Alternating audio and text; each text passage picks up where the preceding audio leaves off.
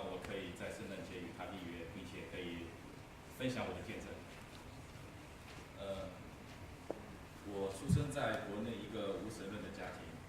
不觉得有什么天堂和地狱，因此我小时候非常害怕死亡。小时候每次想到自己有一天会死的时候，我就心里有一种恐惧感，害怕会和亲朋好友们永久离别，也害怕无法再享受这世上的欢乐。不过转念一想，既然在世上的时间如此宝贵，何不好好的利用起来，尽可能的去追求名誉、金钱、地位、享受？人生的意义就该是这样的。渐渐的，对死亡的恐惧被读书和升学的压力所取代了。3年前，我又随着我的父母一起移民到了美国维吉尼亚州。虽然说是随父母，但是他们只在美国停留了不到2个月，在这里玩了一下后就回国了，把我一个人留在这里。他们的本意是希望能够给我创造一个机会，让我一个人磨练一下，可以变得更加成熟，并且有机会过更好的人生。他们自己在国内已经有自己要做的事情和自己的交际圈子，已经不太容易融入这里的社会了。从那个时候开始，我开始了在美国的打拼生活。当时我用原来的专业在这里一直找不到工作，于是我考虑了转行，在一家华人创办的培训机构里学习电脑编程，同时一边自己投简历一边找工作。这里都是已经工作的中年人，他们大多用公司给他们的教育补贴来学习新的技术。期间，班上有一位阿姨对我特别的关照，可能是因为她从我说话的口音里辨识了我们是老乡的关系。我每一次有学不会的地方就会问她。后来我得知她是一位基督徒。那段时间我过得非常压抑，看着投出去的简历都石沉大海，心里非常沮丧。有一天，她见我愁眉苦脸、一蹶不振的样子后，她就问我说：“要不要去教会看看？请上帝来保守你度过这段灰暗的时光。”我心想，说不定我可以去认识一些前辈，从他们那里得到一些帮助。于是他帮我找了一间教会，就是这间北维州华人教会。那是我第一次正式参加教会的主日敬拜，整个礼拜堂既庄严又有感染力。在敬拜的过程中，一向不喜爱抛头露面的我，居然和一群不认识的人一起大声地唱诗歌。会后，别人请我做自我介绍，我一下子把我的来龙去脉当着所有陌生人的面讲出来了，那种敞开心扉的感觉非常好。之后，我每个星期天都会去教会，也开始对阅读圣经产生了兴趣。当时我透过圣经知道了神是怎样一位神，圣经中记载着神是创造天地万物的神，以及神是绝对圣洁的，他恨恶罪恶。我也读到了圣经里讲的福音的信息，就是世人都犯了罪，亏欠了神的荣耀，神差派自己的爱子耶稣基督来到世上，成为祭物，被钉在十字架上，为了救赎世人的罪，使人不至灭亡，反得永生。只要人可以相信耶稣是人唯一的救主，并且口里承认，心里相信。当时教会有一位弟兄看我非常虔诚的读经，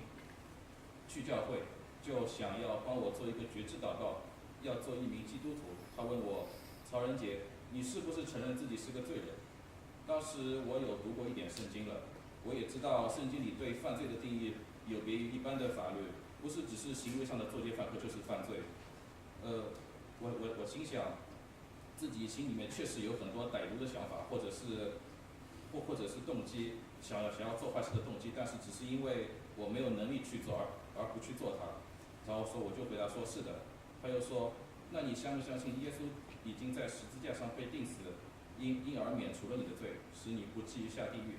我有读到过圣经中罪人被丢入火湖，经受永远的痛苦的桥段，我也说我相信。然后他又说，你要不要从今以后让上帝掌管你的生命，而不是你自己来管理你的生命？如果让你把生命的主权交给上帝的话，你的生活就不会是一团糟，你会得到上帝给你的许多恩典，你的生活也会变得非常 organized， 非常好。当时生活在压抑中的我马上就非常高兴地说好，然后他就带我一句一句的念那个祷告文，立志要做一个基督徒。之后我就加入了青年团契，在这里我遇到了一群从小到大我遇到过的最和善的人，他们遵循着圣经中耶稣基督所讲的爱人如己，从生活上各方面来帮助我、引导我，不是看我有没有本事或者是人品如何来决定是否做我的朋友。我也开始在团契里面和其他人一起查经，也在里面帮忙服侍。我们也经常组织一起去远足。当时我的生活一下子时来运转了，我很快就找到了工作，我也结交了一群同龄的好朋友，也在别的基督徒的影响下养成了一些良善的品行。我想起当初做觉知祷告时，那个弟兄对我讲的话，我觉得这一切都是蒙上帝保守得来的。当时我以为我是一个得了很多福气的人，然而刚开始工作的时候，我做得非常力不从心，有许许多多的地方弄不明白，导致我每天下班回家还要不停地研究，周末也要不停地研究。就为了凭自己的努力抓住这样一个来之不易的机会，我渐渐地开始不去教会，唯独团契还是去的，因为我的确非常享受那里的时光，也在经历了1个礼拜的工作压力之后，也可以有一个地方和朋友闲聊，也是非常不错的。在有一次的团契聚会中，教会的一位长老来团契代查经，结束之后，他问我近况如何。可能因为那是我不常去教会的原因，我说我工作实在太忙了，等我不忙的时候就来。他听完之后，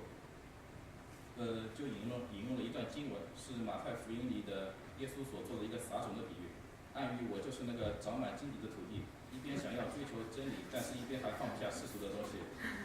我当时并不以为然，心里想着，等我忙完了这一阵就会去教会了。这样的日子又过了1年多，期间身边的基督徒朋友都问我，为什么还不受洗？都已经觉知那么久了。我并没有把这件事当成是非常紧迫的，虽然那个时候工作上已经没有什么那么忙碌了，但我依然觉得时间还早，还是手头的事比较重要。然后就是心里一直自顾自忧虑的一些琐碎的事情，或者活在当下的生活。又过了将近1年的时间，有一次我来到教会听讲道，当时讲的是马太福音里耶稣用来训斥犹太人宗教领袖的一个比喻。一个人有2个儿子，他来对大儿子说，我儿，你今天到葡萄园去做工。他回答说，我不去。以后自己懊悔就去了。又来对小儿子也是这样说，他回答，父啊，我去。他却不去。你们想这2个儿子哪一个遵行父命呢？他们说，大儿子。耶稣说，我实在告诉你们，税吏和娼妓倒比你们先进神的国。因为约翰遵着义路到你们这里来，你们却不信他；税吏和娼妓倒信他，你们看见了，后来还不懊悔去信他。念到这里，我想起自己从2年半前来到教会时，到现在的生活，主日崇拜和团契有空时就参加，跟着大家一起查经做礼拜，积累了一些福音的知识，也去关心帮助过别人。